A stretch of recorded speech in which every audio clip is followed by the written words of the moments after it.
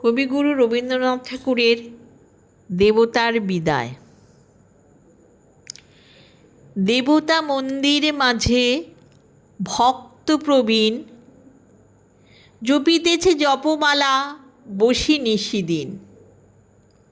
হেনকালে সন্ধ্যাবেলা ধূলিমাখা দেহে, বস্ত্রহীন জীর্ণ দিন পশিল সে গেহে।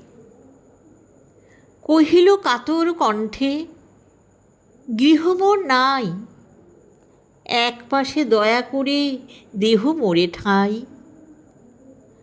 সসংকোচে ভক্তবর কহিলেন তারে, আরে আরে অপবিত্র, দূর হয়ে যারে।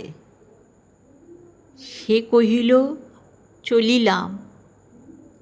চক্ষের নিমেষেই ভিখারি ধরিল মূর্তি দেবতার বেশে।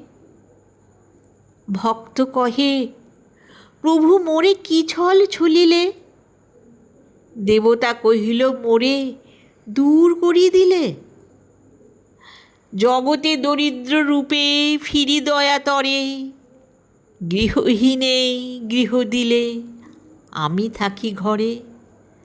আবৃত্তিটি ভালো লাগলে লাইক, শেয়ার ও সাবস্ক্রাইব করতে ভুলবেন না।